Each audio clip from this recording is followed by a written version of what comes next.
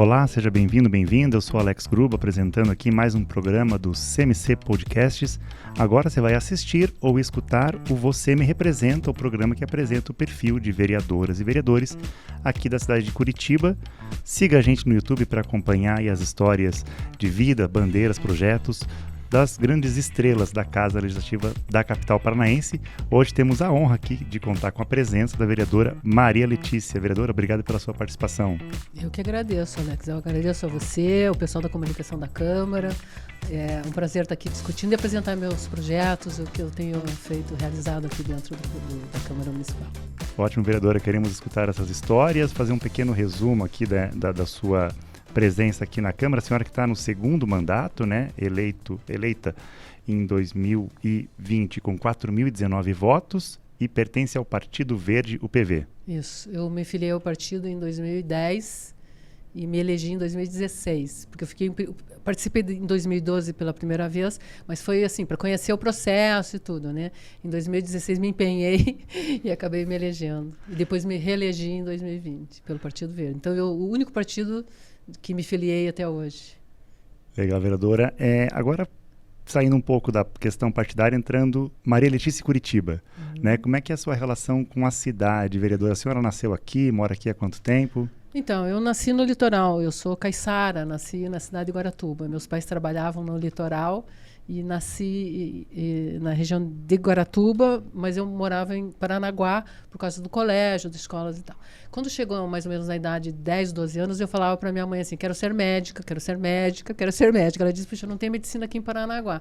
Então vamos a Curitiba. E ela mudou para Curitiba para que eu pudesse ter a oportunidade de estudar aqui. E foi o que aconteceu. Então eu vim para Curitiba, terminei os estudos aqui, fiz faculdade de medicina, casei, tive filho e fui ficando, né? Acabei não voltando mais para Paranaguá, onde tenho alguns parentes ainda que continuam lá, mas construí minha vida aqui. Então, eu vivo aqui há muitos anos e amo a cidade e, por conta disso, quero contribuir com a cidade como for possível. E tenho pensado que, dentro do processo legislativo, é uma das maneiras também, né? Sim, a senhora até já entrou na questão da sua formação, né, de medicina, e também a senhora é muito conhecida também pelo trabalho na polícia científica, né? Sim, eu me formei em medicina e fiz uma especialidade que é a ginecologia e obstetrícia. Na época não existia ainda a especialidade de medicina legal. Para a gente ser médico legista, a gente precisava fazer concurso público. Mas como eu tinha estudado direito antes de estudar medicina, então a coisa da legislação estava comigo, assim. Eu tive o curso de medicina legal no curso de medicina e quando abriu o concurso no estado, eu já prestei o concurso, passei e comecei uma carreira lá. Então, ao mesmo tempo em que eu exercia ginecologia e obstetrícia, eu também construí uma carreira como médica legista dentro do estado do Paraná, como servidora pública também. Então, eu já tenho uma longa experiência como servidora pública também. E isso também, né, a nossa formação, né, a nossa ocupação também nos dá um olhar sobre a cidade, né? O que a senhora aprendeu nesse tempo todo, né, como médica legista, na polícia científica, também trabalhando como, né, na medicina, né? Isso, a senhora traz isso até como bandeiras aqui para a Câmara, Total. Né? Veja só, as especialidades que eu escolhi. Ginecologia é uma área muito voltada à saúde da mulher, exclusivamente, né? Praticamente a gente trata da saúde da mulher. E quando eu me torno médica legista, eu começo a conviver com a violência contra a mulher. Então, eu me torno uma militante no enfrentamento à violência contra a mulher. E foi isso que me trouxe para a Câmara Municipal, porque a gente começou em avaliando a legislação e quais eram, assim, dentro da própria rede do município, quais eram as condições de atendimento que essas mulheres tinham para além do Instituto Médico Legal. Eu via que era muito deficitária a assistência para o enfrentamento. Elas ficavam quase que se revitimizando, porque ela buscava recurso, não encontrava, acabava sofrendo violência de novo. Na época, no Instituto Médico Legal, além de fazer a minha relatoria, eu fundei uma ONG, que chama ONG Mais Marias, que começou a fazer assistência a essas mulheres dentro do próprio Instituto. Depois, quando a gente percebeu que isso deu muito certo, porque elas começaram realmente a ver de outra maneira como é que a rede ia atuar, a gente saiu do Instituto Médico Legal, avançamos para Curitiba, região metropolitana. A gente fazia palestra nas igrejas, nas associações de bairro, justamente para atingir esse público que não tinha acesso à educação e orientação. E deu muito certo. Então, esse trabalho de buscar oportunidade para as mulheres, principalmente de assistência, de acolhimento, me trouxe para a política, porque, na minha análise, dentro da legislação e da gestão pública, existia eu vou usar um termo talvez um pouco pesado, mas existia, como existe até hoje, um descaso para atendimento dessas mulheres. Elas sofrem a violência e elas não sabem onde ir, elas não conseguem acompanhar o processo, como é que ele está caminhando. Muitas vezes elas têm que voltar para a própria casa onde sofreram a violência e sofrem violência de novo. Então, isso mexeu muito comigo, como mulher, como mãe. Eu entendia que aquilo tinha que ser resolvido de alguma forma.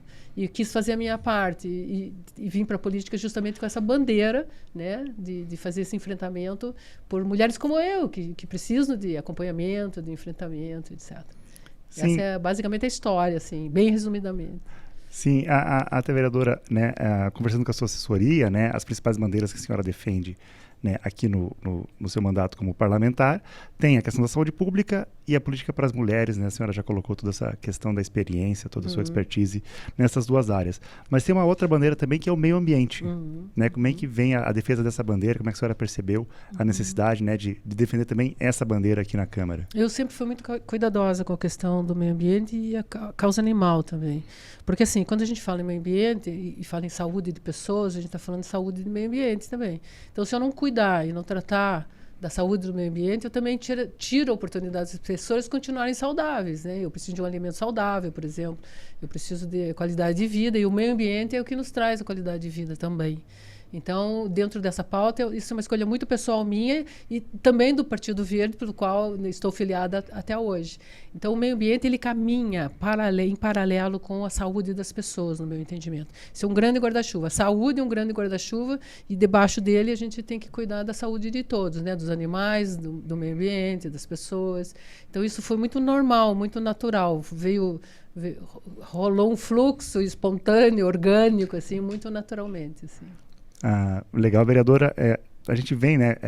O vereador ou a vereadora vem para a Câmara com essas ideias, mas o que daí o cidadão, a cidadã cobra é realmente partir para a ação, né? E a senhora destaca alguns projetos que a senhora tem trabalhado aqui, né? Colocado isso em prática, né? Gostaria que a senhora falasse primeiro sobre o projeto de importunação sexual em estádios e atividades esportivas, né? Como é que surgiu essa ideia? Como é que foi a implementação desse projeto de lei aqui? Como eu te disse, Alex, a gente veio fazer o enfrentamento à violência com foco nas mulheres.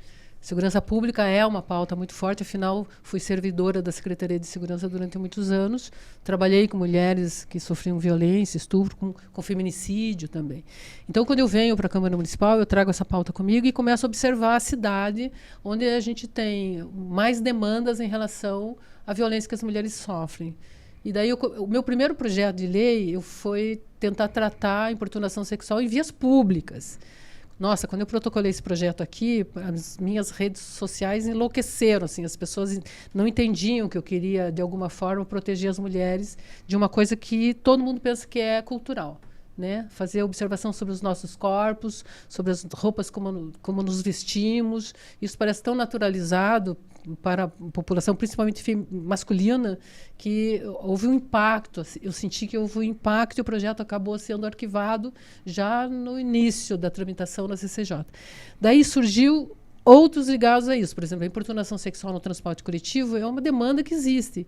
Qual mulher não andou dentro de um ônibus e não foi importunada sexualmente, né? E principalmente no transporte coletivo aqui da nossa cidade, que embora seja considerada Smart City, que ganhe prêmios internacionais, esses ônibus não prestam um serviço de qualidade, eles definitivamente lotam, são ônibus lotadíssimos, assim, que as mulheres acabam sendo, dentro desses ônibus, abusadas de alguma forma. Então, a importunação sexual foi uma demanda da própria comunidade. Eu fui para as ruas, fui para os tubos, fui para os terminais e conversei com essas mulheres. Nós entrevistamos quase 1.000 mulheres durante um período para ouvir delas se elas se sentiam definitivamente sofriam importunação sexual. E sim, 70% delas relataram ter sofrido.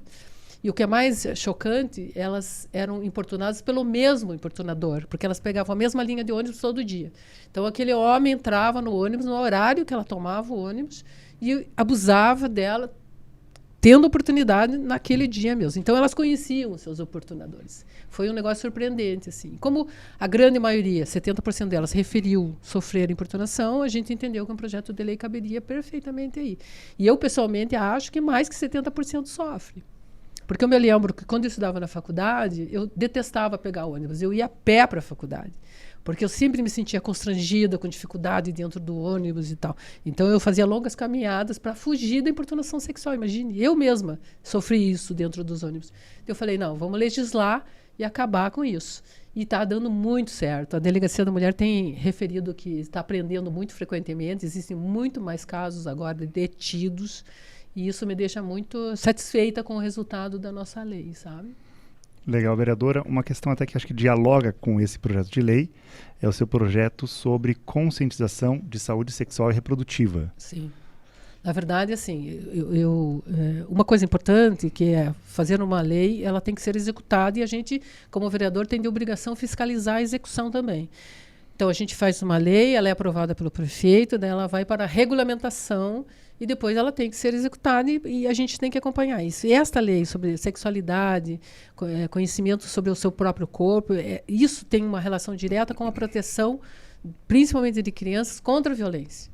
Então, quando uma mulher e uma criança tem essa percepção de direito, que os seus corpos não podem ser tocados por qualquer pessoa, essa lei entra absolutamente bem. Eu tenho caminhado nas escolas de Curitiba, escolas municipais, porque algumas escolas têm até sexto ao nono ano, que já são pré-adolescentes, 14 anos, 15 anos, e que são crianças ainda, mas adolescentes, que já estão descobrindo a questão da vida sexual, que muitos já iniciaram a sua vida sexual. Nada melhor do que uma vereadora ginecologista para tratar de um tema desse, de conversar com essas crianças. Então, eu tenho palestrado a respeito disso, de como se proteger da questão da gestação prematura, o precoce, porque Curitiba, em 2020, apresentou dados assustadores. 13,3% das mulheres que tiveram bebê em 2020 em Curitiba tinham de 10 a 19 anos.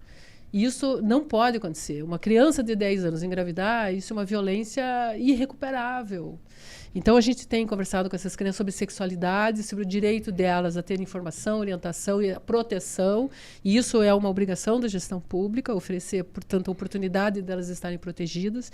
E com as crianças menores, o meu viés é mais contra a violência, porque as crianças pequenas sofrem violência dentro das suas casas. Isso é estatisticamente. O Anuário Brasileiro de 2023 apontou que 61,4% das crianças têm de 0 a 3 anos que sofrem violência. E essa violência é dentro de casa. Ora, se eu estou dentro de casa, eu sofro violência por quem? Pelo pai, pelo padrasto, pelo irmão, pelo primo, pelo amigo próximo. E essa criança tem que entender que eles não podem tocar no corpo dela. Então, a gente tem que dizer para elas, ninguém pode fazer isso. E se acontecer, avise sua família, avise sua professora na escola, porque tem lei para proteger você. Então, é esse trabalho que a gente tem feito, fundamentado, portanto, nessas leis que tratam da sexualidade, direito reprodutivo, pobreza menstrual e vai por aí. Vereadora, uma outra lei agora indo para a área do meio ambiente, que também protege, né, uma população vulnerável, mas extremamente importante para o meio ambiente, que é a redução de alíquota de ISS para as associações de catadores. Né? Uma lei também que já está, né, em ação. Né? Como é que a senhora viu aí a formação dessa lei e a fiscalização também, que é um papel importante, né, da vereança? Super, o papel do vereador é esse. Hoje eu ainda estive visitando algumas associações para ver isso, se eles estão recolhendo menos que os 5% que eles costumavam recolher nas nossas notas fiscais. Quando eu descobri, Alex, que eles pagavam 5% sobre a nota fiscal que eles emitem, eu já achei o exagero. Eles não tinham que recolher nada, porque eles são agentes ambientais, eles estão prestando um serviço que deveria ser extremamente bem remunerado. Mas não é assim, e eu não consegui reduzir a zero, porque existe uma lei federal que impede que a redução do ISS chegue a 0%. O mínimo é 2%. Então, nós aprovamos aqui há 90 dias isso. Então, a partir de agora, do mês passado, eles começam a recolher 2%. Eles são um grupo extremamente vulneráveis. A maioria deles são mulheres. E muitas dessas mulheres são chefes de família. Então, elas criam seus filhos com aquele recurso que elas recebem lá. E a partir do momento que eu reduzo o imposto para 2%, ela vai ter mais recursos para seu uso pessoal ou para investir na própria associação para trazer melhorias para o seu trabalho. E isso foi uma grande conquista, e não só minha, na verdade, foi uma grande conquista das próprias associações que me apoiaram quando eu apresentei esse projeto de lei. No dia da defesa do projeto, vieram até a Câmara Municipal, porque eles queriam participar e conversar com os vereadores, dizendo, puxa, aprovem esse projeto de lei, porque essa lei é importante para nós. Eles vivem numa condição de bastante dificuldade. A renda per capita deles, mês, veja, a família, em média, tem 4, 5 pessoas. O casal, 2, 3 filhos. Então, a renda per capita deles mensal é de R$105. É baixíssima. Como é que você vive por mês com R$105? A gente, de alguma forma, tem que fazer mais do que essa redução de 2%. A gente tem que oferecer para eles melhores condições até de trabalho, porque são muito insalubres os espaços em que eles trabalham. E quando eles têm alguma dificuldade de saúde, eles não têm nenhum privilégio de atendimento, porque eles estão trabalhando e tratando no meio ambiente. Eles entram nas filas habituais e muitas vezes eles não conseguem serem atendidos e convivem com doenças que poderiam ser prevenidas ou tratadas rapidamente caso a gente tivesse mais facilidades de atendimento desse público, né? Então aí entra muito, né, a médica, né, e a mulher preocupada com a mulher que é chefe de família, que luta pelo recurso para manter a sua família saudável, seus filhos estudando e tal. Estive hoje lá e está muito, muito legal. Eles estão conscientes de que tem esse direito, estão cobrando da prefeitura e está bem legal mesmo. O vereador, a senhora destacou uma coisa importante, que eles entrarem em contato, né, com a senhora para mostrar esse problema e tal. Como é importante, né, a população também estar em contato com os vereadores, né? Aqui a chamada Casa do Povo justamente para isso, né? Uhum. Até os nossos podcasts é um pouco para trazer, né, aproximar a população aqui, né, das vereadoras, dos vereadores, para aumentar esse diálogo, que cada vez mais diálogo, né, melhora a formação das leis, a fiscalização, tudo mais e tal, do papel dos vereadores. Eu fiz assim, só explicando um pouquinho mais sobre isso, que é bem importante. Existe o município tem o Eco Cidadão, que é um projeto que abriga 40 associações, então, que são acompanhadas pelo município e que, enfim... mas na cidade nós temos mais de 150 no total, associações assim que trabalham meio independentes. Essas 40 que fazem parte do projeto, eu conheço todas elas, eu fui visitar todas elas, justamente para eu entender qual era a demanda que eles tinham. E daí surgiu essa ideia do ISS. Mas eles têm outras demandas, e principalmente relacionadas à saúde, que a gente também está tratando de buscar soluções, sabe? Legal, vereadora. Eu vou até pedir para destacar aqui, né, para entrar em contato com vereadores, né, a gente tem tanto o nosso site, que mostra, né, todos os vereadores da atual legislatura, estamos na 18ª, entre os anos de 2021 e 2024, eles estão listados aí por ordem alfabética, né? Uhum. Aí na sua página específica, né, vereadora, tem toda a sua informação ali sobre questão do partido, legislaturas, as frentes parlamentares que a senhora participa, também as comissões. Tem telefone, tem e-mail e o seu site pessoal também, né? Tem o meu site pessoal mostra, né, que é esse as lindo suas aí. leis, as suas pautas. Sim, sim. Né? Tá bem bacana, né? Com fotos, vídeos, enfim. Sim, tá bem legal mesmo. Né? Ampliando esse contato. Mas agora voltando um pouco mais especificamente para a sua atuação aqui dentro da Câmara, né, vereadora? A senhora se destaca no atual biênio 2023-2024 como segunda secretária e também como presidente da Promulher, né? Acho que a senhora tem também uma história bacana para contar para a gente sobre a Promulher, né, vereadora? Eu sou procuradora da mulher, eu trouxe o projeto de lei em 2019, aprovei o projeto de lei, por ser independente, meio oposição, eu acabei não me tornando a procuradora da mulher na época. Assumi a procuradoria em janeiro do ano passado e a gente tem estruturado a procuradoria de uma forma bastante sólida. Nós temos um espaço já de atendimento, uma pequena equipe que também presta atendimento e a gente, sem fazer grandes divulgações, a gente já tem um volume de atendimento de mulheres que buscam orientação. Então, assim, o fluxo está crescendo e está sendo orgânico. Eu não precisei divulgar isso para que naturalmente acontecesse. A Procuradoria da Mulher tem um papel fundamental. Primeiro que ela é independente dentro da Câmara da Mulher, da Câmara Municipal de Curitiba. Eu fiz questão que fosse assim, para que a gente não recebesse influências de nenhum das diretorias ou até da mesa executiva, para que as decisões coubessem mesmo à procuradora e a toda essa construção da rede que a Procuradoria busca ser interlocutora. Então, Curitiba é uma cidade bem organizada nesse sentido de rede de atendimento. Nós temos os hospitais que atendem, o CRES, o CRAS, a Casa da Mulher Brasileira, e a Procuradoria entra como uma interlocutora. também prestando atendimento, mas nos nossos encaminhamentos, quando a gente faz, a gente acompanha. Então, se ela for para a Casa da Mulher Brasileira, a gente logo a gente busca saber do atendimento, se ela foi bem atendida, se o atendimento foi resolutivo, e se não foi, a gente vai lá e ajuda a ser. Então, justamente porque nós estamos num órgão independente, que é a Câmara Municipal de Curitiba, né? Um poder independente. A gente tem poder executivo, legislativo e judiciário, e, portanto, o legislativo tem essa condição de independência. E dentro do legislativo, a Procuradoria está independente também. Então, isso me permite fazer uma interlocução com muita tranquilidade, e a gente tem mantido relacionamento com todas essas estruturas e tem sido muito bom, porque a gente tem conseguido excelentes resultados.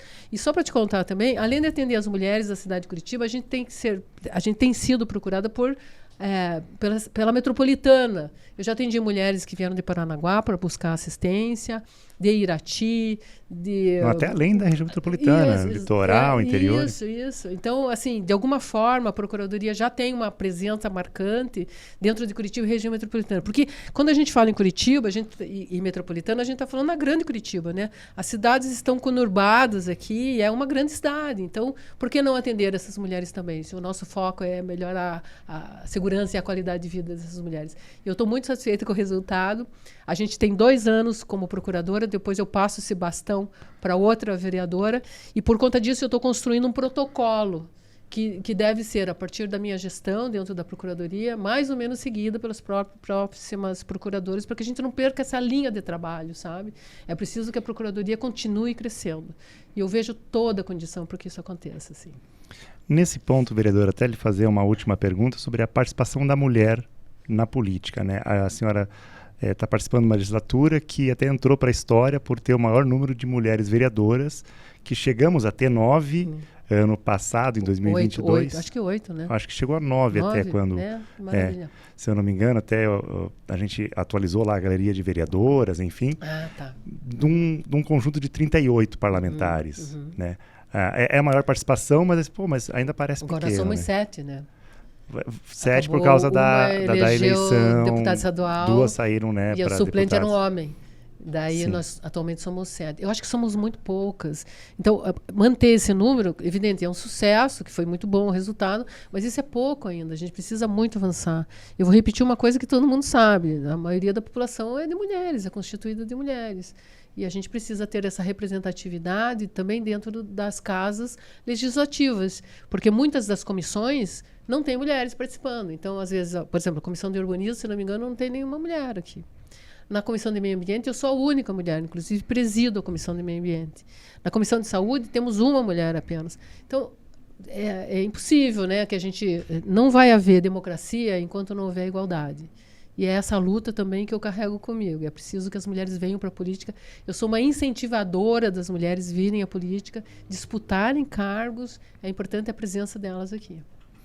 Legal, vereadora. Muito obrigado pela sua presença aqui no CMC Podcasts, né? No Você Me Representa, como diz o nome do programa, né? A senhora que representa aí grandes classes aí pelo seu eleitorado, né? Eleitores e eleitoras.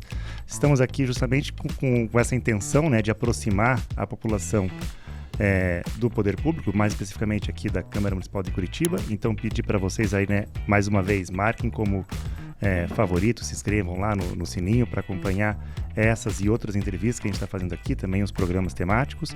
Agradecer a Patrícia Tressoldi, nossa diretora de comunicação, que lutou, né, muito para a gente conquistar esse espaço e nos dá a honra aqui de estar operando aqui as câmeras, os cortes e tudo mais e tal. Vereadora, mais uma vez, muito obrigado pela participação, obrigado por você que assistiu, escutou a entrevista e até uma próxima.